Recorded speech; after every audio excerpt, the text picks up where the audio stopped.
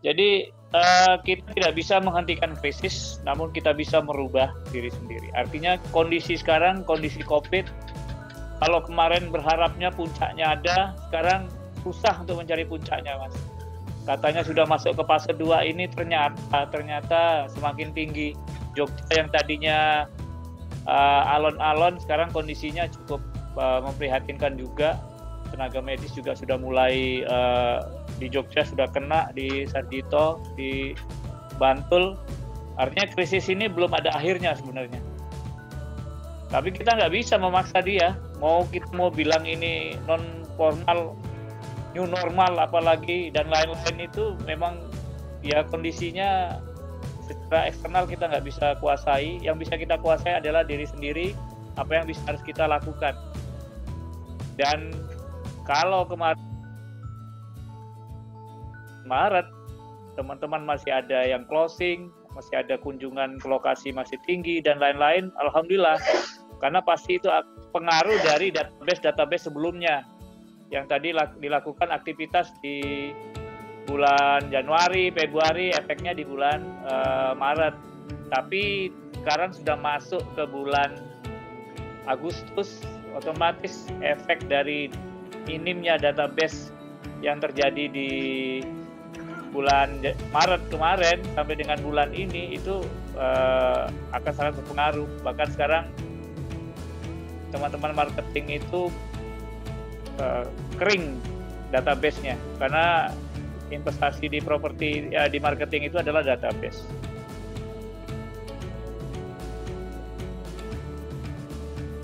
Ya, lanjut.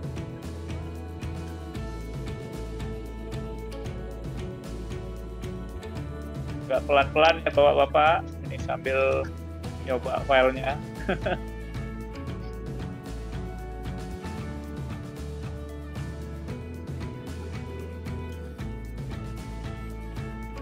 Oke. Ini sudah ada berapa orang, Mas? 47 ya. Oke.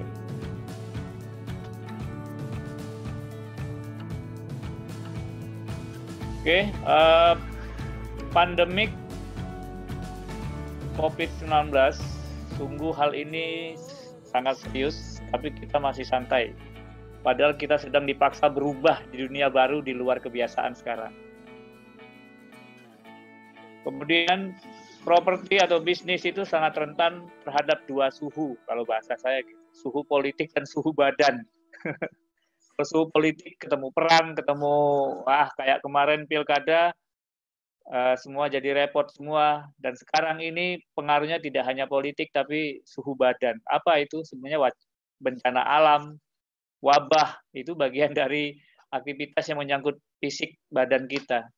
Dan properti kalau dilihat dari data Tempo kemarin itu, walaupun dia dikategorikan bisnis yang kebal terhadap krisis, tapi dia masuk di kategori 3,5%. Yang 10% tertinggi tetap di bisnis kesehatan, kuliner dan lain-lain. Di properti tidak termasuk yang minus. Bisnis yang minus itu bisnis tambang dan lain-lain, itu udah sangat berhenti sekarang. Tapi realnya kuliner pun sekarang teman-teman di UKM sudah mulai mengeluh.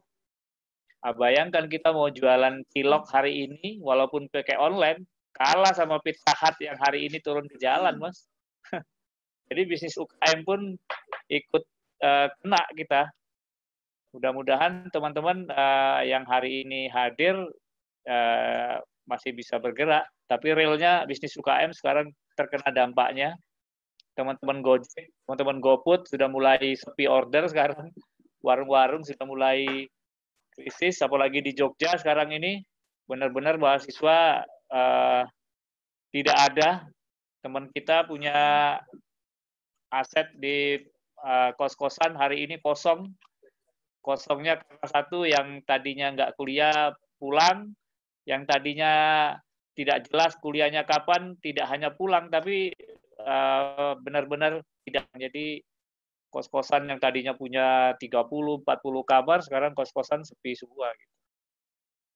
Bayangkan kalau kemarin dia bangun kos-kosannya utang dan bayarnya pakai biaya kos karena nggak ada pemasukan di situ. Oke. Bisnis yang terdampak mulai gejolak. Ada yang panen raya, tapi juga ada yang tiarap dan siap tenggelam. Karena kita belum tahu kapan puncak dan akhir dari pandemik ini. Jadi semuanya menjadi tidak pasti. Jadi per hari ini tidak ada yang bisa memastikan bahwa COVID akan berakhir. Jadi ya nikmati saja. Mungkin ini bukan solusi yang tepat, karena pandemik ini adalah peristiwa besar yang terjadi pertama kali terjadi di dunia ini. Jadi tidak ada solusi yang gitu sebenarnya. Tapi ini merupakan kesempatan kita untuk mengevaluasi dan saatnya persiapan untuk melangkah yang lebih pasti. Jadi yang bisa kita lakukan hari ini adalah evaluasi dan persiapan. Kalau kemarin kita Maret, April, Mei, survival, bagaimana bertahan, tidak hanya bertahannya mengurangi karyawan kontrak. Sekarang teman-teman developer tidak hanya di level karyawan-karyawan kontrak, boro-boro marketing sudah di-cut semua udah. Tapi sudah masuk ke level-level manajer sekarang. Bahkan di level-level direksi pun sekarang sudah mulai dikurang-kurangi. Dan nasib para konsultan itu kebutuhan yang tidak penting sekarang. Sekarang di outsource semua dan itu pun masih tidak bergerak. Terus mau ngapain? Kondisinya udah kayak gini. Semua udah turun semua.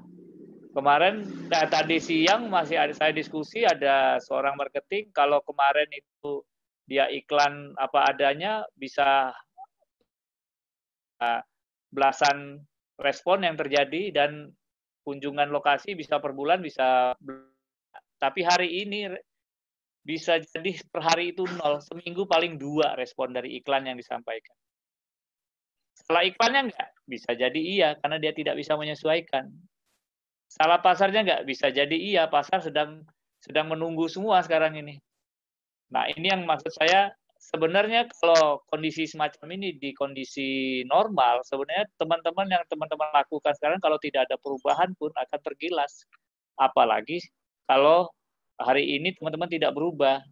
Jadi kuncinya hari ini satu, sudah tidak mungkin kita mengandalkan lagi cara-cara lama. Apa itu masang iklan, terus iklannya normatif, gambarnya apa adanya. Semua sekarang itu dikendalikan di online. Nah, kalau kita bicara online, ada 2 yang menjadi faktor. Satu, gambar dan teks. Nah, gambar itu sudah tidak bisa apa adanya lagi sekarang, apalagi ngambil di Google. Google tempel gambar rumahnya siapa gitu. Wah, udah gak main sekarang. Jadi konten juga harus dipikirkan juga. Visual, mulai color dan lain-lain harus dipikirkan juga. Karena jarak konsumen dengan kita sekarang itu hanya 30 cm. Paham maksudnya? 30 cm itu hanya sejauh gadget kita. Jadi walaupun sekarang pandemik kita harus jaga jarak, justru per hari ini kita dengan konsumen atau calon konsumen atau prospek, justru jaraknya semakin dekat. Karena hanya berjarak tidak lebih dari 30 cm. Makanya kalau konten teman-teman tidak begitu menarik, ya dicuekin aja sekarang. Boro-boro di WA, dilihat aja malas kalau kondisinya sudah tidak menarik. Jadi masih bisa kita lakukan sekarang, kenapa harus nanti? Karena kita nggak tahu besok itu kita masih hidup apa sudah mati. Karena nggak ada jaminan. Yang bisa kita lakukan sekarang, lakukan saja dulu. Sebenarnya ini materi workshop, Mas. Jadi kalau memang diminta Pak Bambang dalam waktu, tapi ini tergantung teman-teman ya. Teman-teman kalau ini sepakat, nanti setiap hari Sabtu ya Mas Ropi ya? Setiap hari Sabtu nanti kita bicara tentang marketing, tapi biar arahnya materinya terarah, saya bagi ini ada 1, 2, 3, 4, ada 5 materi. Materi pertama analisa pasar, strategi harga jual, target pasar, menyusun marketing plan, dan mempersiapkan konten kreatif. Loh, kok kenapa agak teori dikit? Nggak apa-apa, ini kesempatan kita untuk memperbaiki. Kalau kemarin target pasar kita ke A, dengan kondisi yang kayak sekarang ini, mungkin target pasarnya kita geser. Bisa jadi kemarin salah target, atau seperti apa. Nah, analisa pasarnya harus kita lakukan dulu. Kalau itu yang sudah jalan. Jadi harus berani menyusun bisnis plan lagi. Tapi kalau yang belum jalan, matangkan analisa pasarnya. Bidik lagi lebih spesifik. Kalau kemarin usulan produknya lebih apa yang lebih kekinian, apa itu? Produk properti yang bisa mengakomodir kebutuhan pandemik. Apa itu? Ya orang sekarang harus butuh rumah sehat. Sudah tidak bisa lagi ditawar-tawar. Kalau bapak-bapak ikutin koran berapa minggu yang lalu di Jawa Tengah tingkat perceraian tinggi sekarang, Pak, selama pandemik.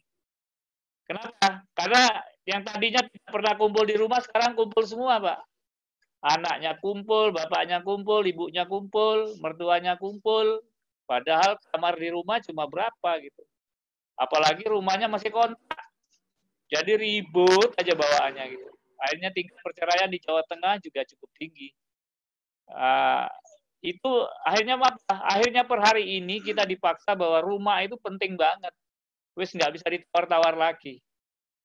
Kalau papan sandang pangan sudah, harusnya papan menjadi bukti per hari ini itu harus dipikirkan. Kalau bahasanya Pak Bambang, apa Mas Robi? Orang burung emprit aja sebelum kawin punya rumah ya Mas ya. Masa kita nggak punya rumah? Tapi hari ini orang masih nyaman, dia kontrak, dia apa-apa. Sekarang kalau kontrakan di lockdown semua juga repot juga gitu. Jadi hari ini buat yang baru mulai atau sudah jalan pun, ya masih ada sisa kapling, lakukan aja dulu analisa pasar, diulang lagi lah, di restart kalau bahasanya. Di restart lagi, apakah target kemarin sudah benar apa belum? Kalau belum ya disusun ulang, menyesuaikan. Ada perubahan, nanti rusak Pak, lebih baik ditata ulang. Kalau bisa dari misalnya ada 20, ada satu deret tuh yang satu deretnya 10 atau satu deretnya 5, dikonsep ulang. Dikonsep ulang, tidak hanya bicara tentang desainnya, bicara tentang peruntukannya sekarang rumah.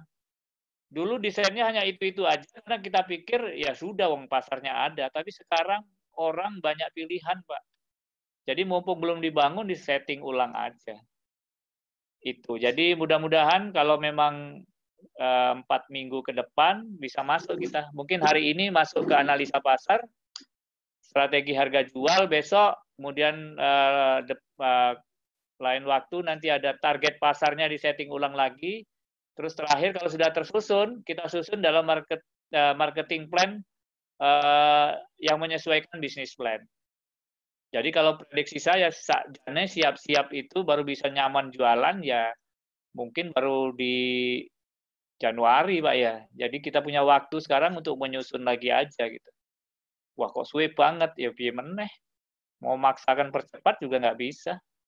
Wong kemarin dipaksain mall buka, akhirnya udah tutup KB meneh sama aja. Malah rumah sakit kebak Pak. Oke. Mungkin sampai situ ada pertanyaan dulu, Mas Robi. Kita buka sebelum nanti kita masuk ke materi intinya, Pak. Jadi ini sampai jam 2 pagi ya, Mas ya? Boleh. Oh, enggak ya? Mungkin pertanyaan dulu. Nanti misalkan ada yang ingin ditanyakan langsung disampaikan melalui kolom chat. Karena kalau ini pertanyaannya terserah ya, apalagi tentang marketing, monggo langsung ditanyakan via chat. Nanti apabila ingin berdiskusi akan saya buka mic-nya. Monggo. Mungkin sembari nunggu langsung dilanjutkan aja. Oke. Coba kita masuk ke analisa pasar ya Mas ya. Dalam analisa pasar, target pasar selalu berdasarkan data kompetitor. Jadi teman-teman harus ngumpulin lagi data kompetitor. Kalau dari informasi teman-teman BNI Jogja, BNI Syariah Jogja, sekarang memang yang bergerak itu di angka 300 jutaan ke bawah. Tapi apakah yang di atas bergerak? Ternyata di atas 1 M juga bergerak, Pak. Jadi unik juga di Jogja ini. Tanah kapling yang seharga 100 jutaan itu juga bergerak juga. Jadi tidak hanya rumah. Artinya per hari ini konsumen masih ada sebenarnya. Halo. Oke. Kita ganti mikrofon. Bentar.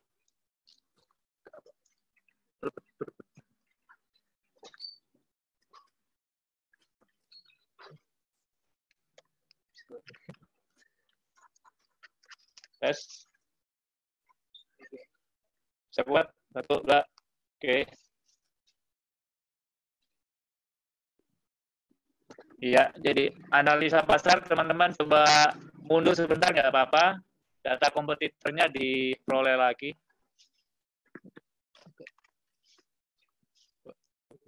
Satu, dua, tiga. Bagus ya. Dari tadi kedengaran? Kedengaran? Oke.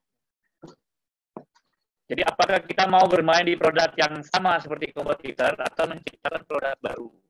Nggak apa-apa, ini dalam analisa pasar harus diambil datanya juga. Apakah kita menemukan inovasi-inovasi baru?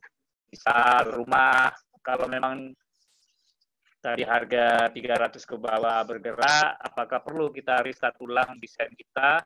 Kalau memungkinkan disesuaikan dengan pasar atau seperti apa. Kalau memang tidak bisa ditekan secara pricing, mungkin secara kualitas coba disesuaikan.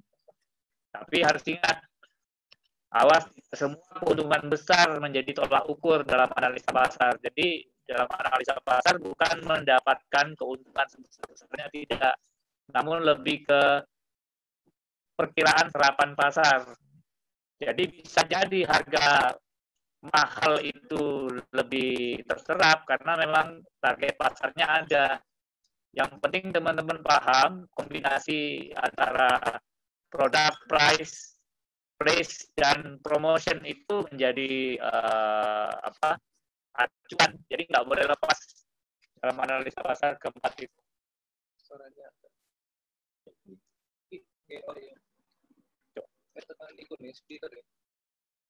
Ganti semuanya, Mas.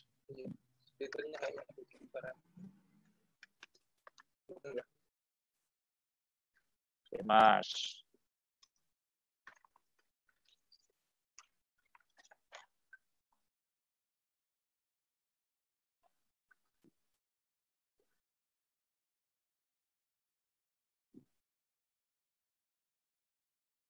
Tes, satu, dua. Hah? Masuk. Halo, halo. Bagus.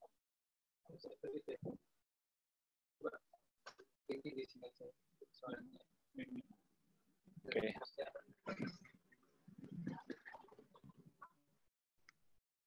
Kita rehat sejenak setelah yang satu ini. Pindah, Mas.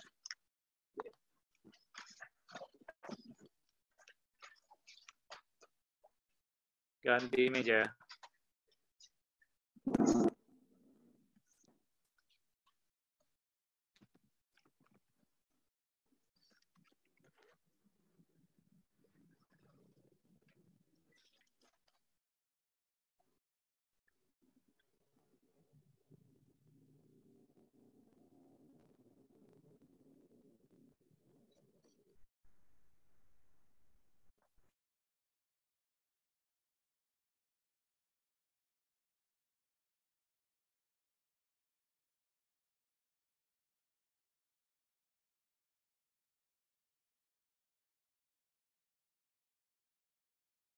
Mikrofonnya.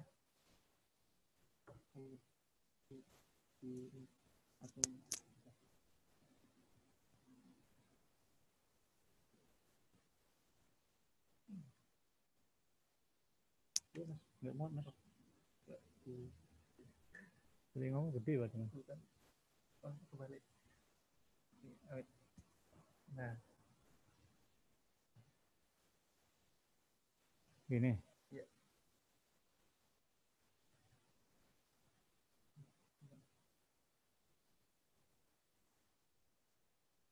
Oke. Lanjut ya.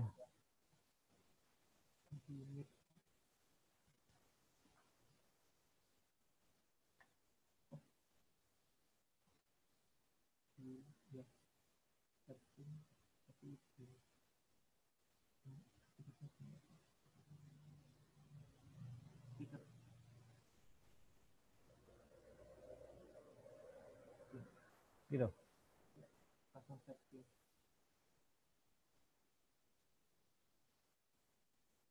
Jadi mana ini ya?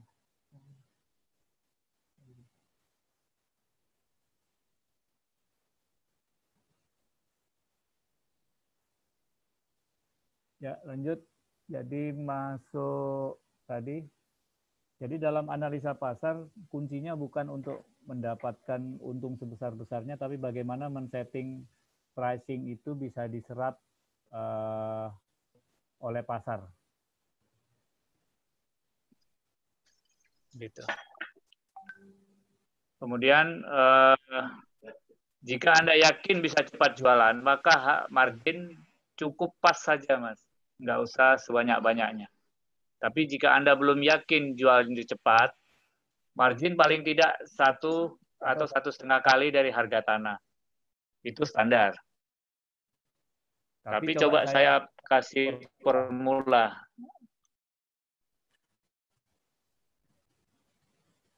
Nah, ini coba saya coba mengajak teman-teman berpikir. Matrik jualan dan segmentasi. Kira-kira kalau dari ini, mudah jualan yang mana? Yang A, yang B, apa yang C, apa yang D?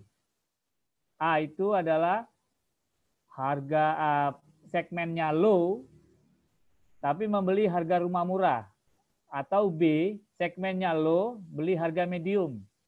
Atau C, segmennya high, tapi beli harga medium. Atau D, membeli yang high, kapasitas segmennya, terus beli harga yang mahal. Kira-kira kalau ada 4 pilihan ini, Bapak-bapak pilih yang mana? Kiano Ibu era toh? Bapak kafe ya? Oh, Ibu E sembunyi. Siapa yang mau diskusi? Ada Pak Amhadi, ada Pak Jos, Pak Miko, Pak Bambang Dwi, Rajali, Bondan. Ini slide-nya kebaca nggak, Pak? Kelihatan ya? Kalau kelihatan angkat tangan, Pak. Oh, turu. Oke. Jadi ini coba kita utak-atik. Sajane antara segmen pasar low itu dengan beli harga murah, itu maunya dia sebenarnya. Tapi mudah apa susah? Kira-kira? Pak Ahmad, Ahmadi? Atau Pak Agung? Pak Agung Saputro. Oh, di luar. Atau segmen low dengan harga medium. Anggap aja medium itu di atas 300, Pak. Kalau low dianggap di bawah 200 atau sampai dengan FLPP. Jadi ceritanya ada segmen low atau masyarakat yang pendapatannya rendah, itu beli harga rumah murah. Kira-kira mudah apa susah? Masih bingung ya? Oke, nanti ini pelan-pelan ya. Saya hanya mengajak teman-teman, ternyata rumah murah, kalau segmen pasarnya itu segmen pasar low budget, itu juga ternyata susah, Pak. Karena untuk tanda jadi aja mereka nggak punya duit. DP apalagi. Jadi sepertinya mudah jual rumah murah kalau segmen pasarnya adalah segmen pasar low, susah ternyata, Pak. FLPP itu kategorikan segmen pasarnya adalah segmen pasar low, dia murah. Tapi untuk tanda jadi DP setengah mati, Pak. Belum lagi masalah kota KPR-nya yang terbatas. Tapi coba kita masuk ke segmennya low, beli medium. Jadi sebenarnya pendapatan dia minim, tapi dia beli rumah medium. Itu pasti susah. Kalau C, dia punya pendapatan bagus, tapi beli rumah medium. Kira-kira kejangkau nggak? Kejangkau ya. Terus ada yang high, beli mahal. Ya bisa tidak.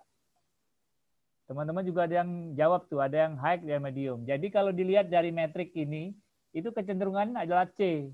Nah, coba teman-teman dalam menganalisa pasar, dilihat itunya. Kira-kira mengarah kemana sebenarnya segmen pasar kita. Tetap harus berpatokan pada lokasi tersebut ya. Jangan sampai nanti lokasinya tidak capable dengan target pasar kita. Jadi tetap dilihat juga. Jadi bab-bab sebelumnya, kalau belum pernah ikut tentang produk, coba dipahami dulu produk yang middle itu seperti apa, yang low itu seperti apa gitu. Oke, segmen pembeli low dan itu. Ini matrik pertama. Tidak selalu segmen low dengan harga murah cepat laku, Pak. Karena kalau minat iya, tapi masalah laku belum tentu. Karena segmen ini mayoritas menggunakan KPR atau cicil murah yang terkadang kelayakan kemampuan usernya kurang. Jadi bisa jadi menjadi lebih susah atau mahal bagi mereka. Kalau segmen low dengan harga medium, pasti susah lagi. Kemampuan belinya dia tidak sanggup. Kalau segmennya high dengan harga tinggi, bisa iya dan bisa tidak, tergantung kebutuhan dan minat. Udah bos, dia beli rumah miliaran, bisa iya, bisa tidak. Sekarang percuma jadi bos, Pak, yang penting jadi YouTuber sekarang, Pak, duitnya lebih banyak. Tapi jika segmennya high, membeli produk dengan harga medium, kira-kira memungkinkan. Nah, ini yang maksud saya, di awal itu, analisa teman-teman harus mengutak-ngatikkan ini dulu. Saya tuh masuk klasifikasi harga low, middle, atau high. Terus tembakan pasarnya kemana gitu. Itu penting, Pak. Nah, sekarang kalau matriknya semacam ini, bagaimana? Ayo, yang cepat jawab. Saya kasih arem-arem. Oke, ada arem-arem nih. Ada 3, bagi aja nanti untuk 3 orang. Kira-kira apa? Kira-kira mudah mana menjualnya? Segmen middle, beli rumah murah. Atau segmen middle, beli rumah medium. Atau segmen high, beli rumah medium. Atau lagi segmen high, beli rumah yang mahal. Pilih mana, ayo. Pak Sudrajat dan Pak Johan pilih C. Pak Agung beli A, middle beli rumah murah gitu. Pak Miko A juga. Ayo. Nih, marem-marem loh. Orang kita ya marem-marem ya. Iki produksi lokal, Mas. Di Gojek nggak ada. Di Shopee malah nggak ada juga. Pak Aryo, Wonogiri beli A. Gitu. Ya, jadi Pak Cus beli 2. 2 itu apa, Pak, maksudnya, Pak? Oh, beli B. Tak kira beli 2. Tak kira Yakul ya, Pak. Oke, dengan menganalisa pasar, data kompetitor, inovasi produk kreatif dapat memberikan harga jual yang menarik buat segmen pasar di luar dugaan kita. Bisa-bisa Anda akan bermain di Blue Ocean. Blue Ocean ki opo meneh? Maksudnya Blue Ocean itu adalah segmen pasar yang tidak Red Ocean. Red Ocean ki berdarah-darah, Pak. Artinya sudah segmennya sebegitu, kompetitornya sudah begitu semua, jadi tidak ada sesuatu yang lebih gitu. Nah, dengan menganalisa pasar ini, sedikit ada inovasi dan lain-lain, diharapkan teman-teman akhirnya menciptakan produk baru yang pasarnya pun bisa teman-teman arahkan nanti. Jadi kalau dalam marketing itu, Pak, ada namanya sniper. Kalau bisa menembak itu menggunakan senapang yang sudah targetnya jelas, bukan pakai bom atom atau pakai apa ya, pakai bom laut, boom gitu aja, ya mudah-mudahan kena. Itu nggak boleh lagi sekarang, Pak. Sekarang harus tertarget. Teman-teman di digital sekalipun, kalau punya budget biaya untuk digital, juga harus tertarget, Pak, sekarang. Nggak bisa yang penting iklan gitu, yang penting promosi gitu, udah nggak efektif sekarang, Pak. Isinya cuma pemborosan tok, Pak. Jadi mulai dari sekarang, kalau mungkin untuk di restart produknya, di restart, Pak. Bahkan kita bisa menciptakan pasar baru yang lebih inovasi dan tersegmen. Gitu. Jawabannya adalah, ya iya kalau ini middle beli harga murah memungkinkan, atau high beli harga middle memungkinkan, A atau C, Pak. Nah ini, artinya kita nembak pasar yang lebih tinggi dari nilai produk kita. Itu Pak, kalau misalnya rumah harga 200, 300 ya, 300 kalau di KPR kan itu muncul kira-kira hampir 3 juta per bulan. Nah kalau 3 juta normalnya pendapatan orang kan sampai 10 juta. Artinya itu normatif Pak. Mid ketemu mid. Nah sekarang mid ketemu produk low. Produknya yang murah. Gimana caranya? Produk murah bukan berarti rumah subsidi loh Pak. Berbeda ya Pak ya. Kalau kita bicara produk murah tidak harus subsidi. Tapi ada banyak inovasi-inovasi produk yang bisa teman-teman mainkan. Mulai dari material, mungkin kawasan juga, atau dengan skema penjualan rumah tumbuh Pak. Jadi tidak harus rumah itu dibikin tapaknya walaupun bisa tapak tipe 50, tapi coba teman-teman kasih alternatif A, B, C, tipe A, tipe B pengembangan, tipe C perluasan. Jadi diberi sebuah wacana Pak. Bahkan dulu kalau sama Pak Bambang dulu 2004 kita bikin rumah dengan spesifikasi A, spesifikasi B, spesifikasi C. Spesifikasi A itu yang ideal, yang B yang medium, yang C yang low Pak. Jadi tidak harus pintu kamar itu pakai pintu, pakai hordeng boleh Pak. Lantainya belum keramik boleh Pak. Plafonnya belum di plafon boleh. Sumurnya belum disumurin. Sumurnya belum belum dibuat ya boleh. Karena filosofinya rumah itu kayak orang zaman dahulu Pak. Hari ini saya punya duit, saya beli batu bata dulu, ya nggak apa-apa juga. Besok saya punya duit lagi, beli pasir gitu.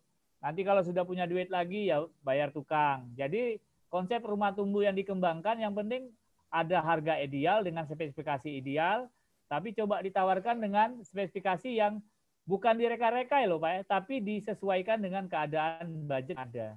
Contoh, pintu depan sudah standar, tapak depan sudah standar, tapi di dalam boleh dia belum ada daun pintu, atau di keramik masih floor, atau plafon masih bolong dan lain-lain. Itu alternatif. Sehingga tadinya harga itu bisa, harusnya ideal itu bisa 300 spek A, dengan pakai pola spek B, spek C sampai spek D bisa jadi harga ya di bawah 200 Pak. Jadi yang kita tembak adalah segmen pasar middle, tapi membeli alternatif pricing yang low. Secara logika terbayar Pak, terbeli. Jadi maksud saya itu inovasi-inovasi. Tapi apakah ini bahasa Jawa ini dobos? Enggak Pak, itu sudah dilakukan dulu. Di MPR, Mandala Perumahan Rakyat. Itu dulu hanya 75 juta Pak. Tapi yang spek D, spek A-nya itu bisa sampai 200-an.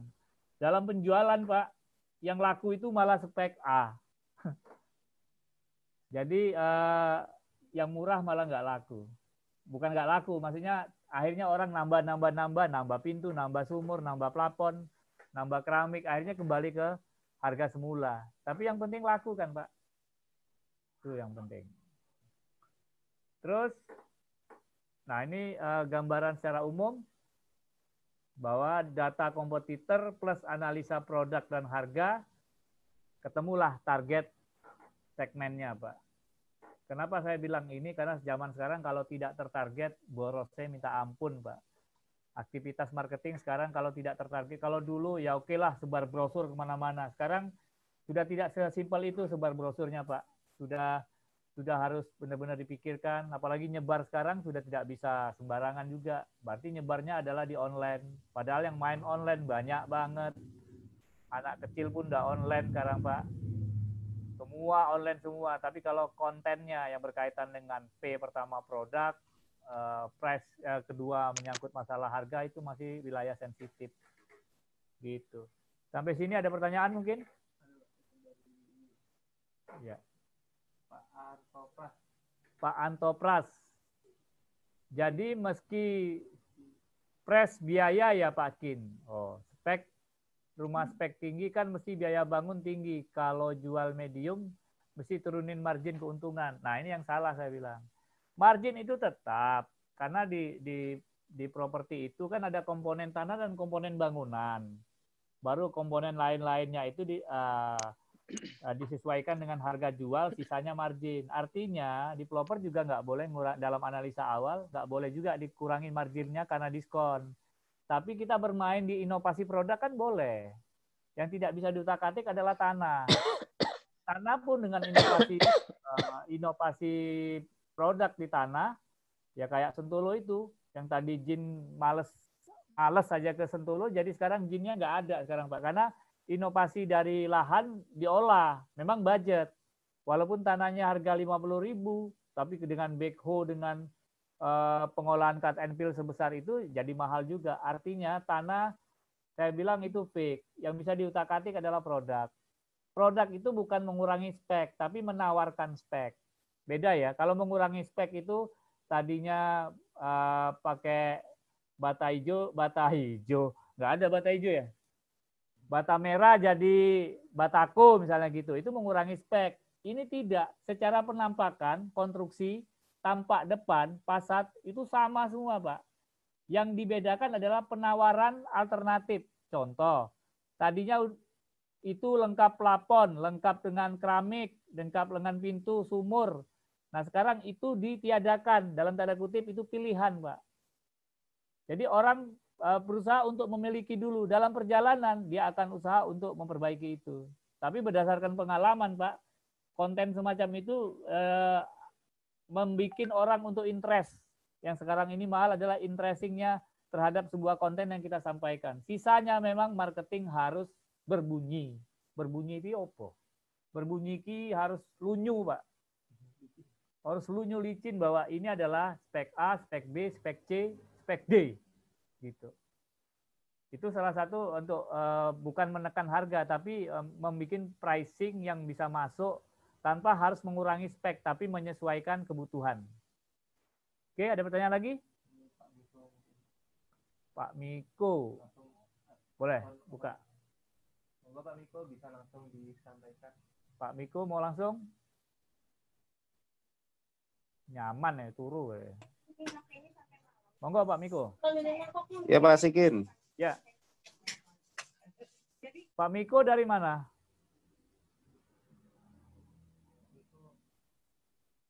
Hah? Untuk market di bawah 300 juta pergerakan slow karena perbankan selektif untuk pembiayaan khusus fixed income dan payroll bank. Bagaimana mengantisipasi konsumen informal non-fixed income, tidak payroll bank? Ya itu tadi Pak. Jadi di sini coba diulang data kompetitornya, disesuaikan lagi, terus coba bikin analisa produk baru. Bila perlu menciptakan produk baru, Pak. Segmennya disesuaikan dengan matrik yang ini tadi, Pak. Yang ini. Kita mau nembak segmen yang mana? Dengan harga berapa gitu. Harga itu bukan terus semuanya dikurangi dalam tanda kutip kualitasnya ya, Pak ya, tapi hanya penggunaannya saja. Yang belum hari ini bisa di keramik ya bisa jadi kita tawarkan keramik. Bisa jadi, Pak, di dalam itu belum di ACI Pak, bisa jadi itu penawaran. Memang belum bisa KPR pola-pola kayak gitu, tapi itu real ada Pak, real ada konsumen kayak gitu. Kecuali kita ngomong produk sampai dengan 1000 unit Pak ya, itu baru berpikir. Tapi kalau kapasitas produk kita masih puluhan lah, saya pikir untuk jangka pendek tahun 2 tahun ini harus berani Pak. Jadi dilokalisir aja satu blok itu kita tawarkan dengan konsep rumah tumbuh ini. Atau satu deret atau apa gitu. Memang disiapkan untuk masa pandemik ini ada penawaran. Gitu. Ya. Ini tambah dari Pak Miko. Rata-rata kalau yang beli rumah murah mau KPR atau yang perbankan? Nah, itu yang saya bilang tadi. Kalau rumah murah segmennya yang ditembak adalah low juga, Pak. Ya repot kita.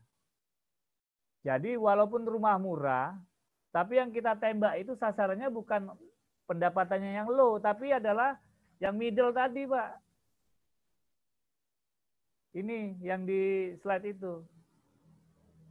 Kalau rumah murah yang ditembak juga orangnya low, ya nggak connect Pak. Wong lo nggak ada duit ya. Tuku bensin angel ya Pak saiki. Dan memang jatuh-jatuhnya adalah KPR. Tapi gimana gitu? Contohnya apa sebenarnya? Sebenarnya sederhana Mas. Contoh kayak kemarin yang dikembangkan di Mbah Jono dekat Sentulu itu kan konsepnya rumah villa. Harga tanahnya itu 200-an Mas. 200 ribuan itu kalau kita mau bikin rumah murah sebenarnya memungkinkan. Tapi segmen pasarnya tidak ke low, tapi ke middle up. Dengan konsep rumah villa. Sehingga yang beli di situ memang yang punya taste. Mau nggak mau desainnya harus bisa mengakomodir sesuai dengan konsep itu. Bukan lagi rumah yang standar. Itu cara nembaknya Mas. Teorinya gitu. Tapi ya memang harus melakukan sesuatu. Kalau enggak,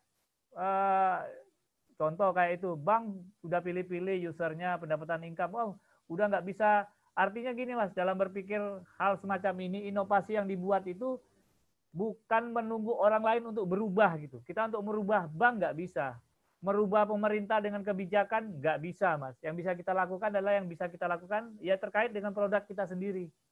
Mungkin set plan nggak bisa dirubah, tapi unit-unit yang belum terbangun itu memungkinkan untuk kita setting ulang. Dengan dilokalisir, bahasanya adalah spesial cluster atau apalah digawe-gawe lah. Golek jeneng neng YouTube akeh banget gue. Emosi saya. Kok emosi jadi nih. Tapi kalau tidak melakukan sesuatu hari ini hanya menunggu dan juga menjadi berat sekarang karena bank peak income yang dia maksud BUMN dan pegawai negeri itu pun dia pilih Mas, pilih-pilih banget. Jadi untuk memaksa bank wis ora ono pilihan lah. Tapi segmen-segmen yang dalam tanda kutip yang middle up itu yang per hari ini masih bisa sanggup beli tanah kapling 100 jutaan Mas, harusnya itu segmen pasar teman-teman.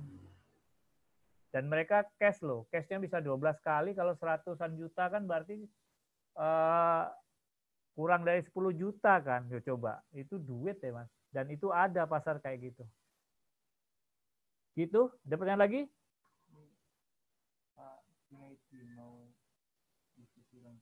Oke. Monggo Pak Jun, bisa di open mic. Ini belum pernah saya sampaikan kemana-mana loh Pak. Matrik ini. Selamat malam Pak Kinkin, salam kenal. Saya Junaidi dari Malang. Wah, salam kenal balik Pak. Saya Kinkin dari Jogja. Ya, gini Pak Kinkin. Ya. Saya tadi lihat pilihannya ABCD, itu saya pilih E tadi. Oh. Artinya apa?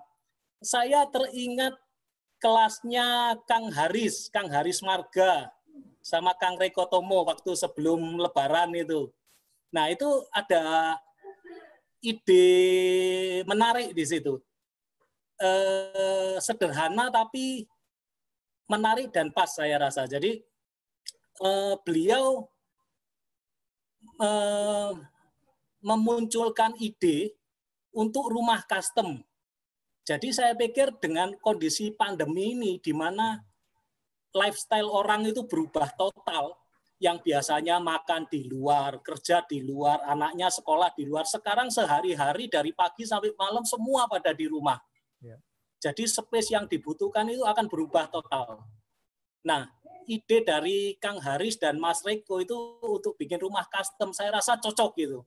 Ya. Dengan perubahan lifestyle, desain itu harus berubah. Jadi mungkin yang disasar adalah kelas-kelas middle up lah. Jadi mereka yang mungkin punya cash juta, 500 juta, 1M. Jadi mereka punya cash yang dulu mereka di rumahnya yang lama mungkin sudah nggak nyaman dengan gaya hidup saat ini, ditawarin. Saya desainkan sesuai dengan gaya hidup saat ini, di mana developer sebelumnya juga nggak ngurus yang satu persatu gitu, mereka lebih baik ngurus massal kan gitu. Nah sekarang dengan kondisi agak sepi, mungkin developer dan arsiteknya punya waktu untuk ngurus satu persatu. Dan pasar itu ada dan mungkin belum banyak digarap orang. Dan juga yang disampaikan Kang Haris waktu itu adalah contohnya rumah kebun juga. Jadi mungkin rumah kecil, tanahnya agak luas, tapi belakangnya kebun. Karena sekarang sehari-hari di rumah, dari pagi sampai malam di rumah, mungkin mereka senang kalau halaman belakangnya meskipun nggak luas, tapi ada kebun, mereka bisa lihat ada sayur tumbuh di situ, buah tumbuh di situ. Nah, lagi yang disasar mungkin hanya orang-orang yang punya cash. Itu Mas Kinkin. Ya, saya sepakat Pak. Jadi yang saya tekankan di sini adalah analisa pasar terkaitan dengan pricing. Nah, ini kan produknya. Produknya bisa tadi itu bisa rumah tumbuh.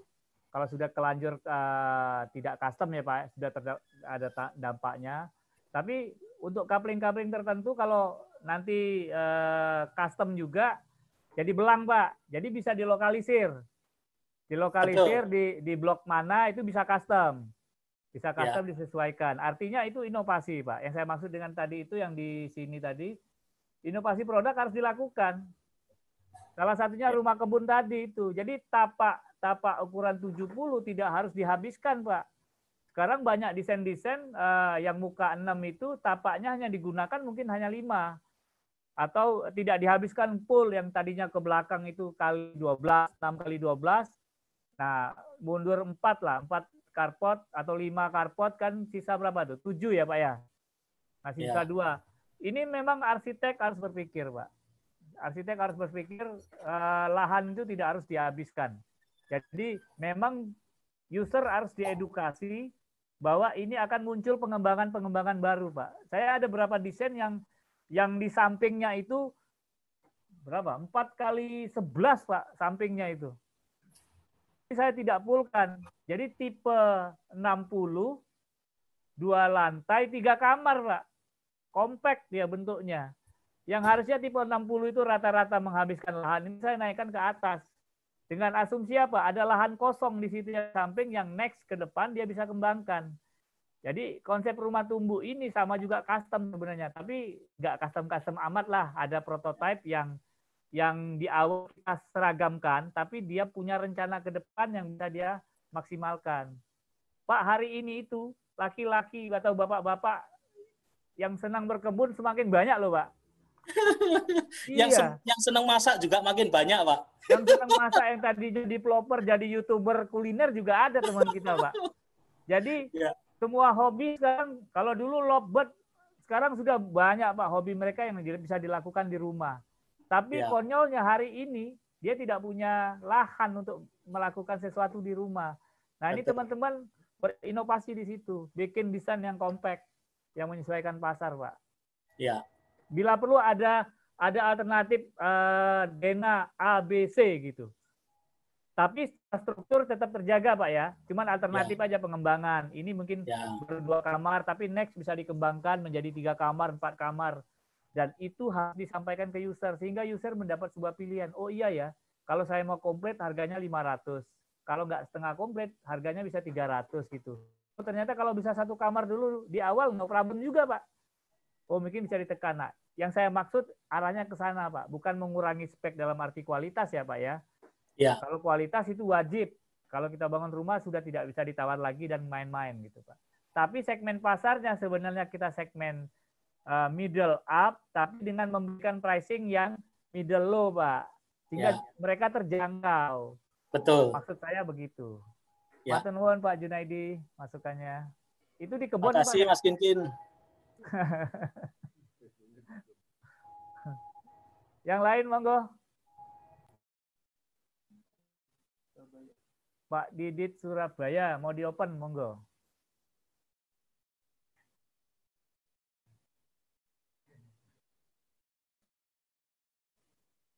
Mas Didit, apa yang dimaksud dengan marketing tanpa jualan, tanpa perlu dikejar kewajiban? Bukannya kalau tidak jualan berarti tidak ada omset dan tidak profit. Ya, monggo. Tidak Mas profit Didit. dan tidak makan, Pak. Iya, betul. Oh, nggak jualan, nggak ada duit ya Mas ya? Iya. Ya, jadi saya nyambung pembicaraan Pak Bambang di malam Sabtu kemarin.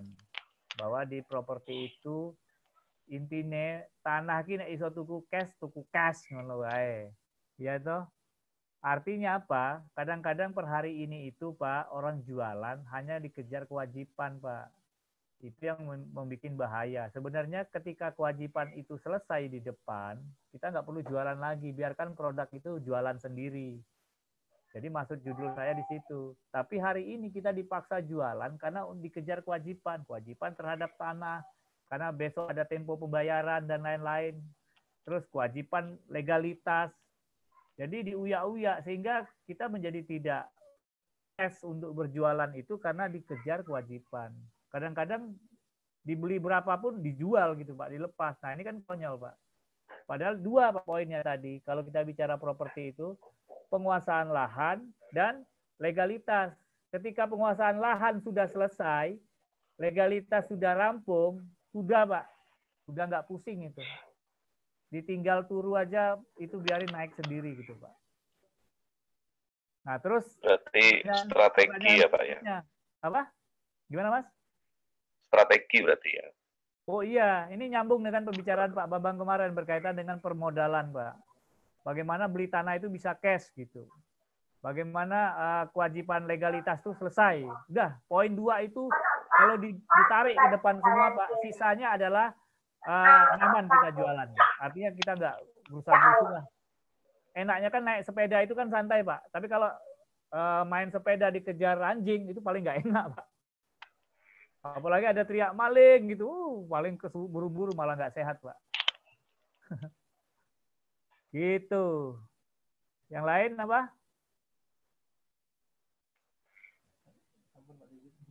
Udah ya. Coba kita masuk lagi ke materi. Akhirnya kita dapat target yang tertarget. Wah, ini akan nyambung dengan bagaimana teman-teman mentarget sesuatu. Jadi ketika di awal analisa dilakukan, dapat targetnya, sekarang nembaknya di mana? Nah, itu yang disasar. Jadi nembak targetnya itu sudah dalam posisi terinceng. Wow, terinceng gitu ya bahasanya. Sudah tertarget itu. Jadi ada 5 peluru ya untuk 5 konsumen. Tes. Bukan lagi pakai bom molotov apalagi bom ikan gitu.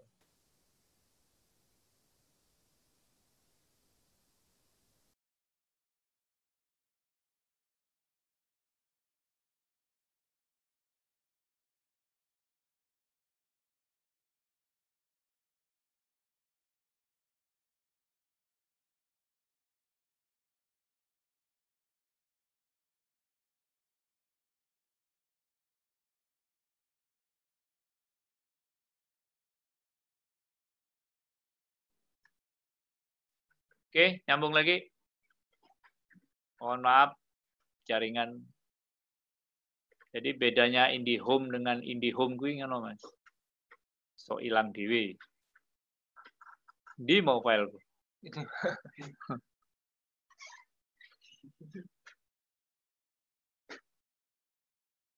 Suaraku rada bindeng ya, Mas. Soalnya tadi jam berapa kita bangun ya? Jam 2 sampai jam 5 masih ngoceh we. Dikasih kacang yang penting Mas. Ngobrol tuh nggak dikasih jagung. Jadi hari-hari penuh ngoceh. Oke, masuk ke lagi Pak.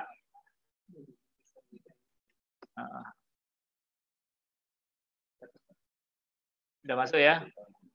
Jadi akhirnya target kita itu tertarget dengan baik.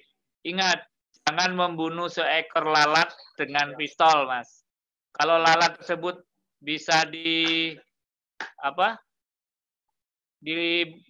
tangan saja, pakai tangan aja. Jadi nggak usah capek-capek.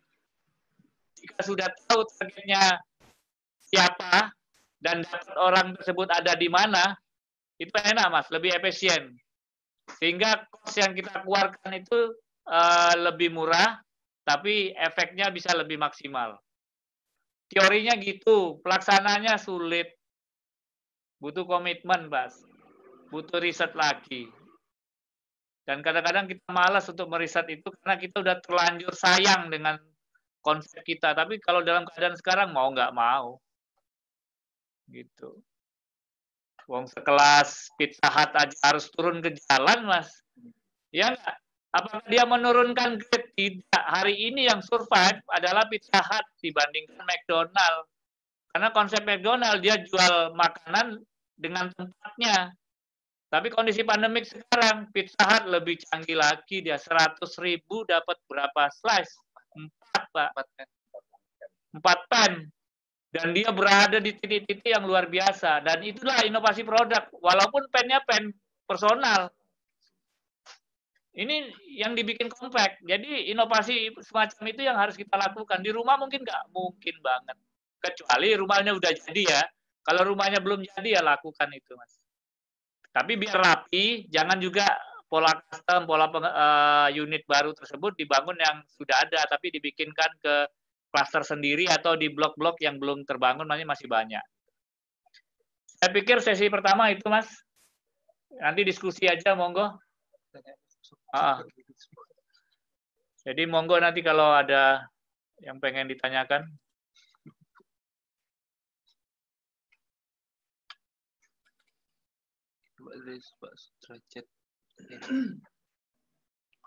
Dari Pak Sudrajat.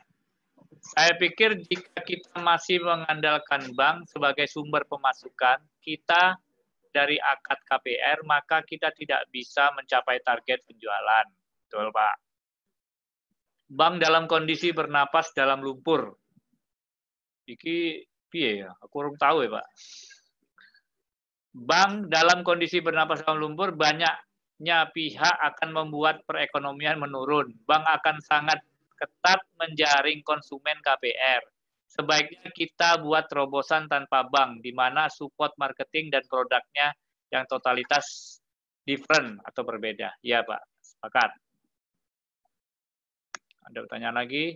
Terkait dengan the power of community, gimana strategi marketingnya? Ya, itu strategi marketing, Pak. Jadi memanfaatkan banyak orang. Jadi kalau satu produk dijual oleh satu marketing itu biasa. Bahkan 10 produk ditangani satu marketing itu biasa juga. Yang menjadi luar biasa adalah satu produk dikeroyok oleh 10 marketing, Pak. Nah, ini kasih perbandingan juga ini. Coba ya, satu produk dikeroyok oleh satu marketing. Atau 10 produk dikeroyok oleh satu marketing. Sekarang dibalik. Satu produk dikeroyok oleh 10 marketing. Enak yang nomor 1, nomor 2, atau nomor 3? Coba. Nah, dengan community yang dibangun oleh Sentolo, salah satunya itu bagaimana produk ini bisa menjual sendiri nantinya, Pak. Karena dari yang terlibat itu tanpa tidak sengaja dia akan menjadi marketer dari produk itu. Karena dia akan bangga, iki lo lokasiku, iki lo tanahku, iki lo rumahku. Walaupun peran dia hanya mungkin 500.000, 100.000, atau 1 juta gitu. Tapi dia akan mengakunya itu loh, Pak. Keakuan itu akhirnya membuat dia menjadi lebih simpel untuk menjalankan bisnis ini. Karena ya ini milik dia. Ketika produk ini menjadi milik bersama, otomatis yang menjual juga jadinya bersama, Pak. Itu efeknya itu. Oke, ada lagi? Ini. Maksudnya target yang tertarget. Target yang tertarget. Ya ngono lah, Pak. Maksudnya sudah targetku adalah si A gitu. Memang sudah terbidik sesuai dengan segmen pasarnya, Mas. Itu yang dimaksud dengan tertarget. Jadi bukan kayak main sepak bola yang penting golnya gede, lubang golnya gede, asal tendang aja. Tapi kan pemain bola yang baik sudah menjuru ke sudut, Pak, dia, Pak. Jadi sudah langsung fokus dia ke satu sudut itu. Itu. Pertanyaan lain? Mas. Untuk menentukan target, apa perlu pertimbangkan? Apa yang perlu dipertimbangkan? Nah, ini tadi yang bahan saya sampaikan tadi. Analisa pasar itu. Analisa kompetitor yang bergerak mana, yang tidak bergerak mana.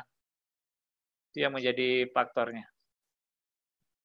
Terus inovasi produk, sanggupan orang beli sekarang. Terus yang dilihat dari matrik yang saya sampaikan tadi juga, yang segmennya low, harganya middle. Ini ada pertanyaan, kalau respon pembeli banyak, nanya-nanya, hanya nanya saja untuk closing, apa mesti? Langsung dibuka aja. Oke, dibuka aja. Mas Rajali. Mas Rajali. Go, Mas. Monggo diambil pojok kiri bawah. Monggo Mas Rajali. Pojok kiri bawah.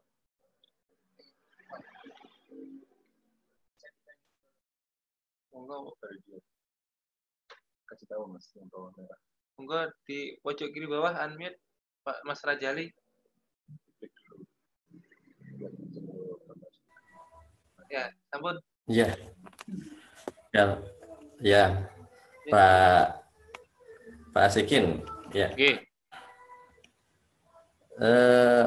Ya kondisi kalau online ini kan pada banyak ya Pak, semuanya pada banyak nanya-nanya ya. Kalau respon banyak saja, hanya saja dalam hal meng-closing kita arahkan ke lokasi pada banyak menunda. Ya. Terus? Ya, putus deh. Mengajak ke lokasi. Oke. Intinya yang tanya sudah banyak, cuman ke lokasi ya, masih belum banyak, Mas ya. Ya memang kondisinya gitu, Mas. Ya, Jadi gitu. pintar-pintar teman-teman untuk menjaga potensi user tersebut. Kalau diarahkan ke lokasi hari ini juga masih deg-degan ya, Mas. Karena hampir semua wilayah sekarang mengalami peningkatan semua ya, Mas. Makanya kadang-kadang kalau di bulan Maret kemarin, Sumarekon itu dia mengadakan gathering online, Mas. Jadi dia lokasi secara live di YouTube juga bisa dan lain-lain dia lihatkan. Kita di Malang pernah dia bikin video yang apa? Ya dia bisa mengcover wilayahnya itu, masuk ke set plan-nya di mana, lokasinya di mana. Jadi kudu kreatif, teman-teman. Kalau dia tidak bisa ke situ ya pakai WA, kan ada WA call, Mas. Nah, WA video itu bisa juga dilihatkan pelan-pelan. Gitu. Tidak harus dikunjungkan ke lokasi. Jangan kan beda kota, Mas. Beda dusun aja kalau sekarang ini deg-degan semua ya, Mas. Iya, makasih, Pak. Itu, Mas. Penjualan rumah apa harus cash? Ya kalau bisa, Pak. Kalau nggak bisa ya berusaha lagi. Kalau respon, oke. Sudah banyak ya.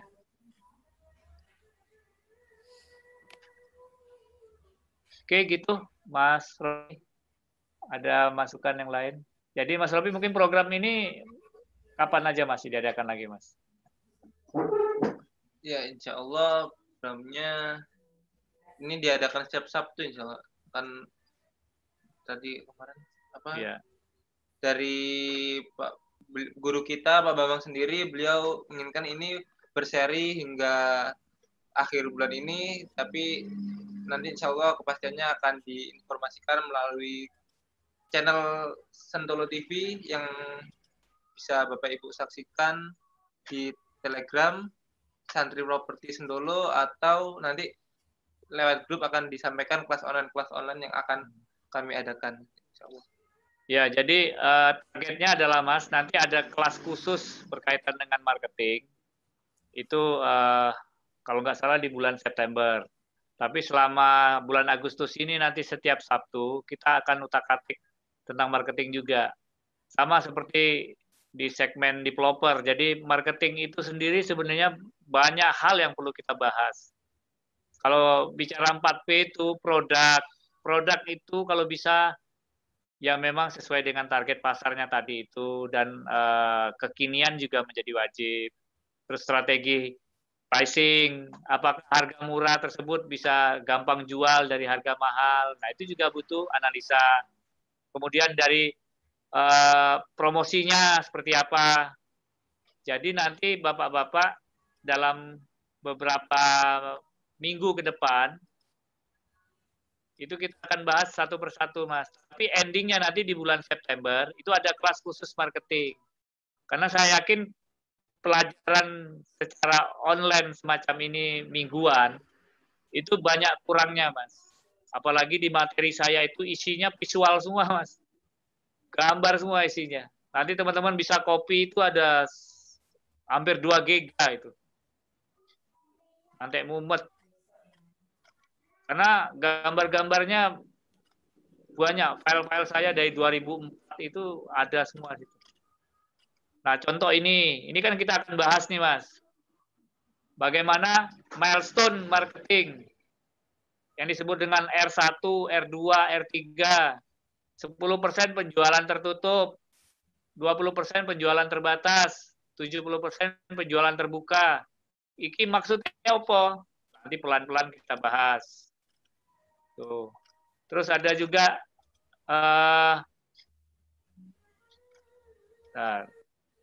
ini konten seperti apa yang harus kita bahas. Karena ternyata marketing itu sekarang berhadapan dengan user hanya 30 cm. Karena visual itu mempengaruhi. Ketika 30 cm tersebut tidak menarik bagi dia, ditinggal sekarang. Jadi mulai dari itu juga akan kita bahas. Itu juga wilayah marketing. Dan banyak-banyak lagi. Nih, penglihatan lebih utama terjadi di dalam otak dibandingkan pada mata. Begitu terus. Fungsi promosi apa sih? Rata-rata dia bikin keributan. Biar orang menarik.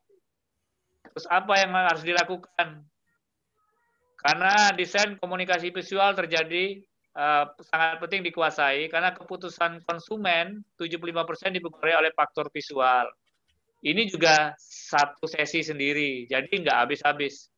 Belum lagi kita bicara tentang teori visual, kedekatan posisi, bentuk, penutupan bentuk, kesinambungan, wah banyak banget, Mas. Jadi kalau kita ngomong marketing, itu luas banget. Tidak hanya masalah, Mas, ad-nya seperti apa. Itu salah satu tool, Mas. Online, apapun bentuk ad-nya, Google Ad atau apa, ad itu adalah salah satu tool. Tapi faktornya lain banyak banget yang harus dibahas. Jadi teman-teman yang pengen ikut kelas khusus nanti, khusus marketing, itu September akan dibuka. Tapi nanti setiap minggu kita akan diskusi, ngobrol, ngalur ngidul berkaitan dengan marketing. Gitu. Mungkin dari saya begitu, silakan nanti monggo Bapak, kalau ada yang perlu ditanyakan. Yang ingin bertanya bisa langsung menggunakan fitur raise hand. Sekarang udah ada nih Pak Agung Saputra. Monggo Pak Agung. Raise hand. Yang lain? Saya kira ini Pak Heru aja, Pak Heru. Pak Heru, monggo.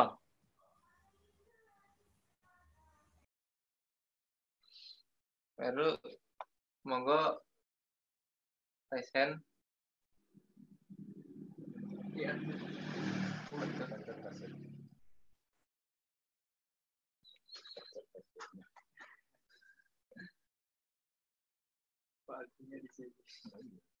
Oke.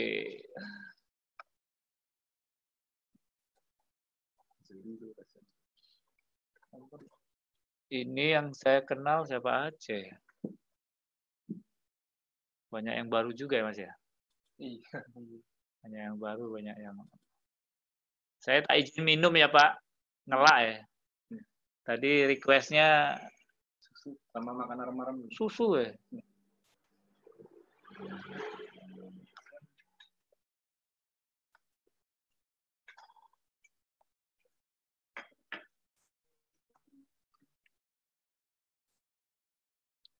Oh, Mas Rian Akil join.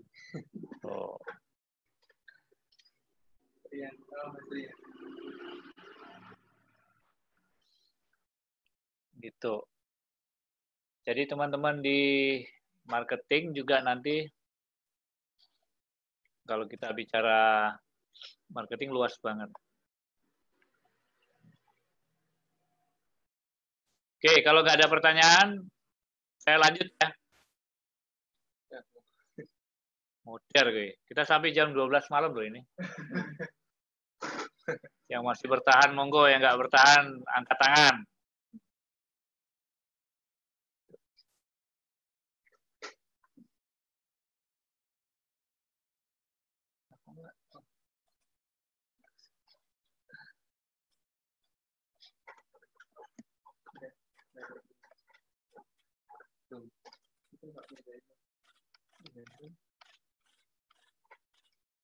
Mau tanya Kang, Oppo A mana Oppo?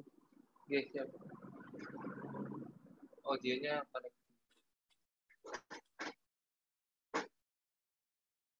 di Oppo. Oppo. Oh, mic-nya nggak ada Oppo. Mau tanya. Isin.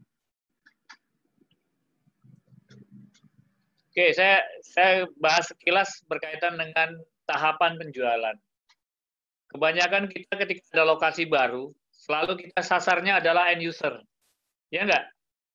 Padahal di awal itu, end user tidak bisa beli apa-apa dia. Karena tipikal end user itu rata-rata dia beli unit yang sudah ready dan siap KPR. Kalau lokasi tersebut masih dalam tahap perencanaan dan pembebasan, kalau kita jualnya ke end user, nggak nyambung itu, Mas. Karena nggak bisa dijual sebenarnya. Jadi di awal itu, sasarannya bukan end user. Itu yang saya sebut dengan R1. Rata-rata itu tipikalnya adalah investor. Tipikal investor itu ada unsur spekulan. Jadi walaupun lokasinya belum digarap pun, tapi karena hitung-hitungannya masuk, investor bisa masuk. Nah ini yang saya maksud dengan kalau tahapan ini teman-teman loncat langsung ke end user, sepertinya jualan dengan tanda jadi, tapi realnya tidak terjual. Karena kalau realnya tanda jadi berharap KPR, wong tanahnya belum lunas, legalnya belum ada, ya nunggu KPR-nya nanti. Itu repot. Kita kekunci malah. DP 500.000, tapi kekunci harganya. Kan repot itu. Nah ini sekilas berkaitan dengan R1. R2 itu rata-rata itu terbatas. Kalau sudah izinnya sudah mulai jalan, on progress, kemudian tanahnya sudah kewajiban sudah berkurang, baru boleh kita pakai terbatas. Rata-rata itu agent yang masuk di situ, masuk R2. Kalau semuanya sudah beres, baru masuk end user, R3 itu, Mas. Jadi tahapan ini harus dipatuhi kalau kita mau jadi developer amanah. Kalau enggak nanti loncat-loncat, senang dengan tanda jadi, tapi realnya belum bisa dianggap penjualan. Karena tipikal end user itu kecenderungannya banyak KPR. Kalau KPR jawabannya pasti dua, yaitu apa? Sertifikat dan IMB. Nah di awal itu belum bisa dilakukan. Gitu. Tapi juga ada orang pakai rumus apa itu istilahnya? Kadal buntung ya. Jual kadal buntung, jadi dijual murah aja dibeli sendiri gitu. Ya kadang-kadang lebih banyak untungnya juga sih, tapi kok pakai kadal gitu loh. Kan kita dikadalin sebenarnya. Lebih baik akad yang di depan bukan jual beli, tapi memang investasi, Pak. Karena realnya kalau jual beli, toh haknya dia belum bisa kita serahkan. Apalagi kadal buntung beli cash. Harga 300 dijual 200 cash gitu. Nah kalau cash hati-hati loh. Itu pun nggak boleh lunas. Kalau lunas hari itu, harus diingat teman-teman, kewajiban kita menjadi 100%. Artinya hari itu juga harus kita serahkan itu tanah dan rumahnya. Dan ini kan bahaya ini. Kalau nggak kena pasal kita. Dan itu nggak boleh lunas. Lunas, wah repot.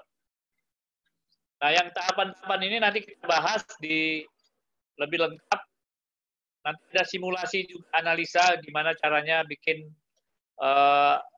R1, R2 tadi. Kemudian dengan menerapkan penjualan yang tepat, rencana, marketing plan-nya juga belum. Banyak banget, Mas. Oke. Ini kalau saya bagikan hari ini, ada yang mau nggak? Slide-nya. Mau semua pasti. Tapi enggak dong nanti. Lebih baik ini tidak saya bagikan ya, tapi nantikan hari Sabtu besok. Jadi analisa pasar sudah, besok strategi harga jual, masuk ke target pasar, bagaimana mentarget pasar. Nanti menyusun marketing plan. Jadi marketing plan bukan hari ini butuh duit terus hari ini jualan. Nggak bisa. Jadi dalam satu proyek direncanakan kapan jualan di R1, kapan jualan di R2, waktunya kapan, itu diatur. Karena itu akan berkaitan dengan budgeting. Jangan sampai kita merencanakan perencanaan marketing, tapi budgetnya nggak ada, beli kotanya habis, repot. Hati-hati. Jadi ini terkait dengan budgeting juga, kekuatan finansial. Yang namanya berperang kan harus siap berapa peluru dan lain-lain. Baru terakhir kita bikin konten kreatif seperti apa. Gimana caranya mengakali visual yang menarik dan template yang kita siapkan. Nggak boleh copy paste. Semua orang bisa. Kalau semua orang di kantor itu ada 10, kalau masing-masing punya satu akun, dan satu hari mengupload konten, berarti dalam 30 hari, itu sekali 10, Mas. Berarti ada 300 konten yang beredar dalam satu bulan itu. Nah, bisa nggak kita memaksimalkan itu? Kalau tidak dilakukan itu, apa dong sekarang? Meratapi nasib? Enggak juga, kan? Jadi saya pikir itu, Bapak-Bapak, Ibu-Ibu, mohon maaf, yang pasti hari ini tidak tuntas, tapi saya insya Allah akan saya sampaikan masih banyak konten lain, nanti kita ketemu di hari Sabtu depan, ya Mas Rofi ya. Saya pikir itu, Mas Rofi. Ini ada pertanyaan terakhir, Pak. Oke. Dari Pak Opo A1K. Gimana teknik marketing untuk mendatangkan banyak user dengan iklan organik? Hukum iklan atau hukum promosi itu dia selalu membuat keributan, Mas. Kalau iklan kita itu tidak menimbulkan keributan dan itu tidak menarik orang. Makanya sekarang banyak konten kreatif.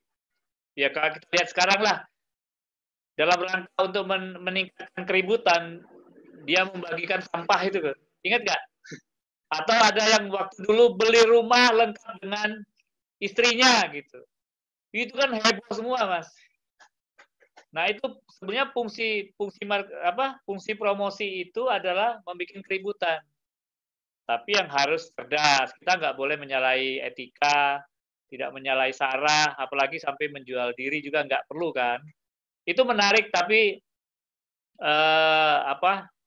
tidak panjang, Mas. Orang akan basi gitu. Nah, untuk memanfaatkan organik, itu tadi saya bilang, di kantor kita punya berapa orang? Kalau 10 orang aja di kantor kita, satu hari dia upload konten satu kali, berarti satu hari itu ada 10 yang beredar. Itu kalau 30 hari, berarti ada 300, Mas. Logikanya gitu. Wah, tapi kalau bikin konten tiap hari capek, Mas. Nah, itu yang saya bilang tadi. Berarti disiapkan template. Template harus disiapkan. Jadi semua orang dipermudah. Sekarang gampang kok, pakai HP aja bisa bikin desain. Saya sering pakai desain, mau itu video atau apa, pakai HP aja. Contoh kayak gini. Kan ada banyak gambar stok yang gratis di sana itu. Kalau mau ngedit pakai Canva juga banyak. Dan lain-lain. Banyaklah bahan-bahan untuk dimainkan di internet. Tinggal mau apa tidak gitu. Tapi saya nggak punya kemampuan grafis, Mas. Nggak apa-apa.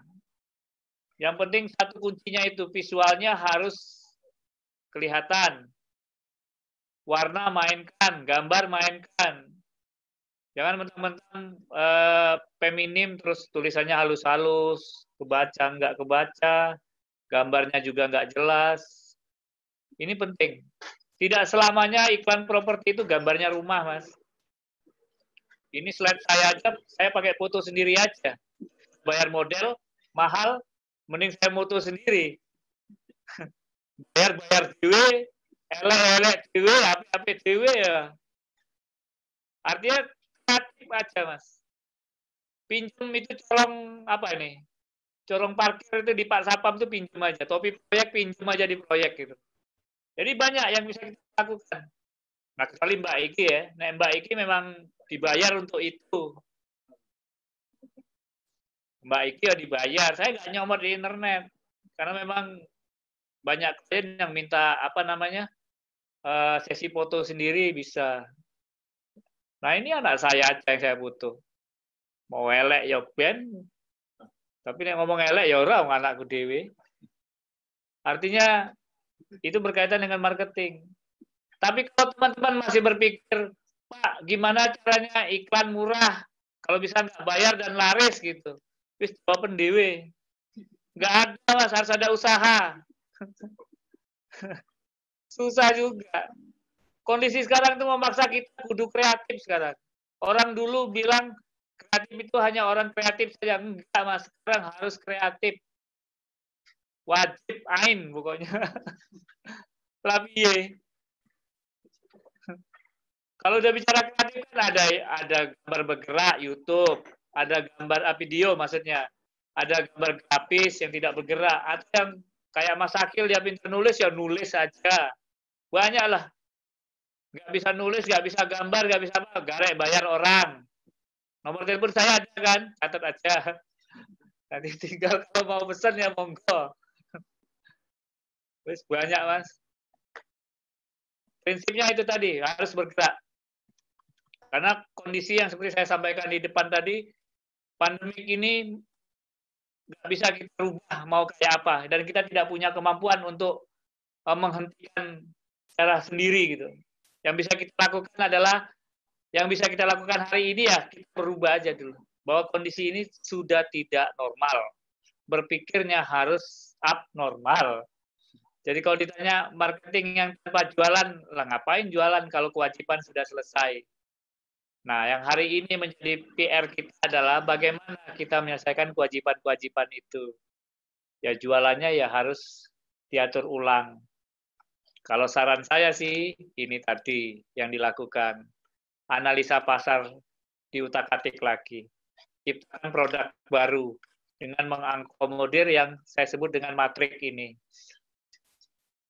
Yang ini tadi, yang ABCD tadi, kayak soal anak sekolah itu tadi itu.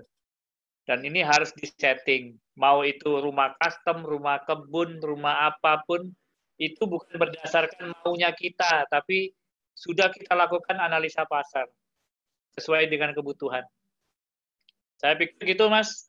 Mohon maaf atas segala kekurangannya. Ada yang terakhir, Mas. Oh, ada yang terakhir juga. Ibu Evi, Pekanbaru. Ibu Evi, Pekanbaru. Bu Evi ki ono Magelang juga ya. Tapi Bu Evi Sale Pisang.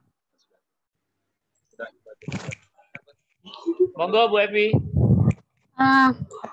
Assalamualaikum Pak Kikin. Waalaikumsalam Ibu. Pak, kalau saya bukan developer tapi saya agen freelance Pak. Ya. Jadi itu gini Pak, setelah PSBB inilah, ya. Kondisinya, kondisinya itu yang ada respon itu bisa dibilang gimana ya? Saya kan ada megang tempat perumahan. Nah, ada tuh satu perumahan, maksudnya beberapa perumahan itu seperti yang Pak Kikin bilang, dia sudah memenuhi syarat desain yang unik, udah gitu juga ada tempat berjemur, udah gitu secara harga juga sudah diturunin nama developernya. Bahkan ada yang satu perumahan itu juga harganya itu sudah sangat-sangat murah gitu, tapi ya gitulah masih berat Pak. Terus ada satu lagi juga, satu konsumen gitu, dia benar-benar menekan harga, dia ngambil 2 unit tapi nekan harga, harga corona udah diturunin sampai 100 juta tuh masih lagi minta harga turun, jadinya bingung pakai strategi apa ini ngadepin konsumen di kondisi sekarang. Tapi anehnya ya tetap ada permintaan ya, tapi itu orientasinya gitu Pak, kayaknya harga miring. Iya. Apa yang harus saya lakukan? Ya, kalau di wilayah developer itu yang saya sampaikan tadi poin-poinnya. Tapi kalau wilayah teman-teman marketer sekarang, khususnya para agent, saya pikir kekuatan agent itu kan di database, Bu Evi. Nah, coba kan kita tidak bicara tentang produk toh. Coba di greeting ulang. Jadi dikelompokkan lagi database Ibu itu menjadi 3 kelompok. Kelompok pertama itu yang benar-benar prospek, hot prospek, yang dia minatnya luar biasa gitu. Ibaratnya kalau bahasa Jawa itu wis puntup-puntup harus beli gitu. Nah itu di database lagi di kelompok A. Kelompok B yang sebenarnya dia setengah-setengah antara minat dan nggak minat. Nah kelompok 3C ini yang hanya sekedar tanya Ibu. Nah Ibu coba ulang lagi database ini. Ini tidak hanya ke Ibu Evi ya, ke teman-teman developer juga yang punya database. Daripada menunggu, lebih baik database ini didata ulang, dikelompokkan menjadi 3 kelompokan itu. Hanya sekedar bertanya, punya prospek, yang satunya hot prospek banget. Penanganan user sesuai kapasitas atau karakter ini, di greeting ulang, Bu, disapa. Kalau dia Bapak ya, selamat pagi Pak. Kalau Ibu ya, selamat pagi Bu. Tanya kabarnya, sehat apa tidak. Jangan ujuk-ujuk, Pak, kami punya penawaran, ini paket corona. Kalau bisa tidak begitu. Itu yang saya maksud dengan harusnya marketing hari ini bukan berjualan semacam itu. Jadi kepedulian kita terhadap mereka itu adalah bentuk perhatian. Khusus teman-teman agent atau marketing lepas, yang dijual itu sebenarnya bukan produk, tapi personal branding teman-teman. Bisa jadi produknya berganti developer, tapi kalau teman-teman punya branding yang bagus secara personal, itu akan menjual sendiri, Bu. Jadi dia beli itu bukan karena produknya, tapi Ibu atau Bu Evi atau marketer itu yang bisa menggreeting secara maksimal. Besok tanya lagi sehat gak? Sampai 10 kali, Bu. Paling yang bapaknya nanya, Bu Evi itu mau apa sih sebenarnya gitu. Nanya sehat terus mau jual obat ya gitu. Gak apa-apa, Bu. Itu jauh lebih baik daripada hari ini teman-teman membroadcast sesuatu yang menurut saya agak tidak siap mereka, Bu. Lebih baik bikin akun di Facebook atau di IG, coba kontennya dimainkan, tidak harus hard sell tapi mengedukasi. Sebenarnya rumah yang bagus tuh kayak apa sih?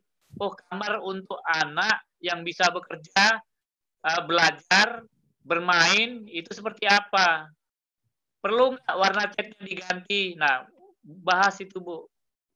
Oh iya ya, ternyata kasur itu nggak perlu gede-gede. Yang penting cukup aja dia, tapi beri space dia untuk bermain di lantai. Nah, itu dibahas, Bu. Senin bahas itu, Selasa bahas itu, Rabu, Kamis, Jumat, Sabtu baru jualan, Bu. Jadi, kalau tidak punya landing page itu tidak harus website, tapi juga main di Facebook juga no problem, di IG juga no problem. Jadi biarkan mereka secara natural, Bu. Ini nyambung dengan pertanyaan tadi secara organik tadi ya. Kalau nggak gitu, Bu, hari ini dipaksa suruh beli, mereka menolak.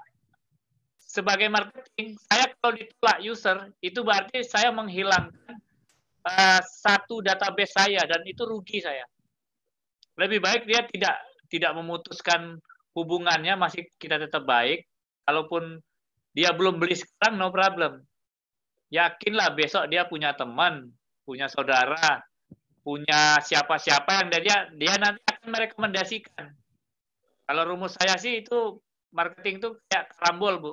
Karambol itu kalau di Pekanbaru apa namanya? Apa karambol? Tahu karambol nggak, Bu? Nggak tahu ya, Bu ya. Kayak main bola sodok, Bu. Oh, biliar. Kayak biliar itu kan untuk menembak sesuatu kadang kita harus memanfaatkan pantulan ya, Bu ya. Nah, tujuannya itu. Bisa jadi yang kita tembak 1, yang masuk 10, Bu. Angka 10 maksudnya. Jadi harus yang kita tembak 1 harus 1 masuk. Jadi yang kita prospek itu belum tentu dia beli, Bu. Tapi karena greeting kita bagus, personal branding kita bagus, dia akan merekomendasikan itu. Nah, kalau itu yang sering dilakukan, kita tidak pernah kehilangan database. Yang ada adalah bertambah. Gitu Bu Evi. Gini Pak, ini kan saya karena ya belajar terus ya. Jadi Ya, kayak Bu. yang Bapak saranin tadi, saya kemarin ikut kelas Instagram organik gitu kan. Itu sama yang kayak Bapak bilang, ya kayak bikin kolam lah ya. Kan di perjalanan tuh mentok, aduh bahas apa lagi? Ya. Udah di yang di Google tuh udah dibahas-bahasin gitu. Aduh gimana lah nih ngumpulin. Terus sekarang udah gerak juga ke YouTube. Nah, cuman nih di YouTube saya belum bikin konten yang inilah. Kalau saran saya, Ibu fokus di salah satu medsos itu, Bu. Oh, gitu, Jangan Pak. semuanya diambil kalau belum siap. Kalau memang di IG aja dimaksimalin. IG itu kuncinya adalah gambar yang bagus. Udah. Kalau YouTube, kalau belum siap jangan. Karena YouTube itu butuh audio dan visual. Butuh komputer yang bagus untuk mengedit. Nah, ini yang menurut saya kalau nggak siap jadi jelek, Bu. Gitu. Nah, berkaitan dengan tadi itu mau bahas apa lagi, itu yang saya maksud dengan konten, Bu. Konten itu untuk 1 bulan ke depan, itu bisa dibuat 1 hari, Bu. Jadi tidak harus hari ini apa gitu, nggak bisa. Jadi bisa diperencanakan. Bahkan untuk 3 bulan ke depan itu bisa dibuat. Pengen tahu nggak caranya? Iya lah Pak, saya bikin baru 8 hari aja udah mabok rasanya. Waduh, Karena saya bikinnya karusel Pak, saya bikin karusel. Nanti pabrik karusel minuman itu nggak banyak laku. loh Pak. Cukup bikin konten aja udah bikin mabuk nanti. Pak, saya bikin tuh karusel loh Pak. Karusel itu sekali bikin itu 10 halaman. Aduh. Iya. Bikin satu konten aja tuh habis 3 jam, 4 jam. Nah, pertanyaannya, Ibu enjoy nggak di situ? Hah? Enjoy nggak? Ya, suka. Ya Tapi sudah, itu aja fokus, Bu. Media lain stop dulu. Fokuskan aja itu. Memang butuh waktu, Bu. Butuh waktu. Tapi kalau nggak suka di awal nggak bisa. Facebook no problem juga. Artinya salah satu aja dulu, nanti baru merembet ke yang lain. Tapi kan sekarang Facebook, IG kan jadi satu kan. Jadi no problem. Kecuali media lain. Itu Bu Evi. Oke Pak, makasih Pak Gekin. G. Nanti kalau mau template-nya saya kasih. Bagaimana menciptakan konten untuk 1 bulan 1000 gitu, Mau Bu. Pak, mau. 1000 konten untuk 1 bulan. Masya Mau nggak? Mau lah Pak. Ya, nantikan di hari Sabtu depan ya. Oke. Jadi tunggu aja setiap Sabtu nanti dicicil. Oke Pak. Itu pesan sponsornya. Oke. Hari ini saya nggak bisa serius, kesel tenan ya. Dari pagi ya Mas. Ngomel aja. Monggo yang lain. Itu loh Pak Kus Jainul, apa kabar Pak? Kangen ya saya. Ntar Pak dibuka dulu. Maskernya dibuka Pak, maskernya. Mic-nya dibuka.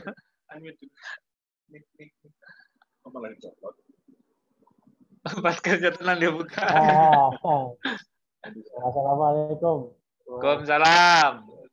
Piye kabarnya Pak? Baik. Iki penonton setia iki. Biasa mendengarnya tadi ilmunya bagus sekali. Iya. Inspiratif bagi saya. Cuma saya masih belum paham masalah itu yang pembeli yang low, middle, sama high. Oh iya. Sasarannya satu yang belum. Iya. Belum tahu. Sabar Pak. Ya. Sabar. Tapi sejak awal dulu di Maret, sekarang sudah apa yang dilakukan? Ya saya pakai marketing lah. Jadi setiap orang boleh apa itu menjualkan saya. Bahkan teman-teman saya di Facebook itu juga saya menawari setiap orang. Jadi ya marketingnya dulu itu hanya satu saja orang, terus sekarang sudah enggak, sudah tak share saja enggak. Siapa yang menyembunyikan berarti dapat fee buat kita. Itu dan alhamdulillah ya jalan. Oke. Semangat pokoknya cuman, Pak. Ya agak susah itu apa itu KPR kan agak susah. Jadi ya banyak yang tanya, banyak yang mau beli, ya itu yang beli itu ya lo semua nggak punya duit. Ya, Gitu. Yang tadi metriknya belum Pak ya, belum bisa dirumuskan ya.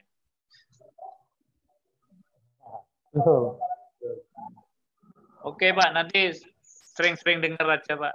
Nanti pelan-pelan. Mudah-mudahan tiap Sabtu nanti diskusi. Jadi kalau mau efektif, nanti di Sabtu depan teman-teman sudah punya semacam calon pertanyaan Pak. Sebelumnya bisa berkaitan dengan apapun itu, berkaitan dengan konten, desain brosur atau apa yang dilakukan. Jadi pas Sabtu besok langsung kita bahas satu-satu. Walaupun nanti materi saya yang 5 materi nanti bisa efektif di bulan Agustus ini bisa tersampaikan. Harapannya nanti di bulan September kita udah bisa masuk kelas lebih detail lagi Pak. Karena di Zoom ini memang terbatas waktunya. Itu Pak. Saya juga tertarik pada smart home. Jadi rumah pintar. Nggih. Jadi semua rumah itu semua peralatannya dikendalikan sama HP. Ya Pak. Nah, itu saya tertarik pada itu. Jadi ke depan kemungkinan ya rumah-rumah itu yang akan laku. Siapa? Jadi kayak rumah kayak apartemen gitu ya, tipe-tipe seperti apartemen gitu, tapi simple. Kemudian rumah itu rumah pintar. Nah itu. Jadi value-nya yang ditingkatkan. Jadi rumah biasa ditambah value-nya gitu. Itu juga solusi, Pak. Oke, daripada didiskon, lebih baik dikasih fasilitas lebih ya, Pak ya. Fasilitas itu lebih. Seperti ruang guru, kemudian CCTV, jadi smart home. Ya. Bagus, Pak. Yang penting maksud saya gini, teman-teman harus tetap jualan. Dalam tanda kutip harus promosi, Pak. Kalau teman-teman hari ini berdiam diri, disikat sama yang lain, Pak. Benar-benar menghilang. Kenapa? Informasi itu kan satu-satunya dari online, Pak. Semua di genggaman HP. Kalau hari ini teman-teman tidak promosi, benar-benar tidak kelihatan, Pak. Karena kunjungan lokasi tidak ada sekarang. Itu. Jadi iklan aja. Tinggal sekarang kan mau iklan apa. Nah, itu yang saya maksud dengan manajemen konten tadi. Selain harus ada produk yang bisa kita unggulkan, inovasinya tadi itu berkaitan dengan pricing, value, dan lain-lain itu. Oke, Mas. Udah jam 12 malam.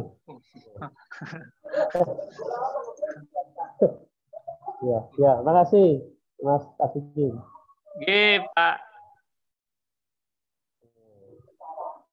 Ada lagi? Ya, mungkin closing statement-nya. Oke, Mas. Jadi seperti yang saya sampaikan di judul, sebenarnya marketing itu tidak harus berjualan seperti apa yang kita lakukan sekarang.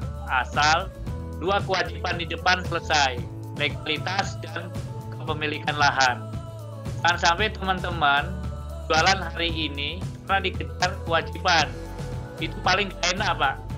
Semua sakit perut itu. Tidak hanya marketingnya yang sakit perut, tapi developernya.